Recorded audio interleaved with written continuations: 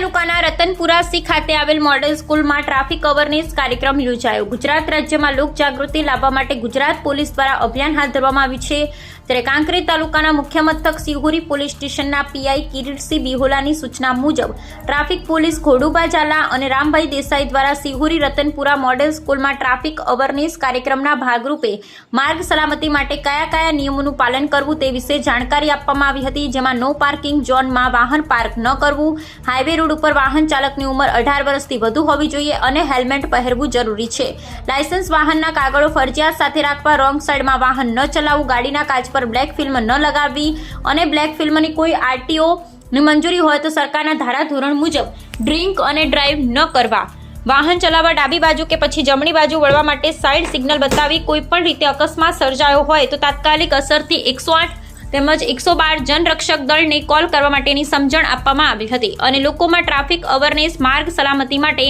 જાગૃતિ લાવવા માટે ગુજરાત સરકાર અને રાજ્ય પોલીસ મહાનિદેશક દ્વારા દરેક પોલીસ સ્ટેશનમાં સૂચનાઓ આપી છે। ત્યારે હવે કાંકરેજ તાલુકા મુખ્ય મથક સિહોરી પોલીસ સ્ટેશનના પીઆઈ કિરીટસિંહ બિહોલાએ ટ્રાફિક પોલીસ ખોડુભા ઝાલા અને રામભાઈ દેસાઈને સૂચના આપતા સિહોરી રતનપુરા મોડેલ સ્કૂલમાં ટ્રાફિક અવેરનેસ કાર્યક્રમ યોજાયો હતો, જેમાં આચાર્ય તેમજ શાળાના શિક્ષકો સહિત મોટી સંખ્યામાં વિદ્યાર્થીઓ અને વિદ્યાર્થિનીઓ ખાસ કરી ઉપસ્થિત રહ્યા હતા અને ટ્રાફિક અવેરનેસ કાર્યક્રમમાં ભાગ લીધો હતો અને કાર્યક્રમને સફળ બનાવ્યો હતો। અહેવાલ જયંતિભાઈ ઠક્કર।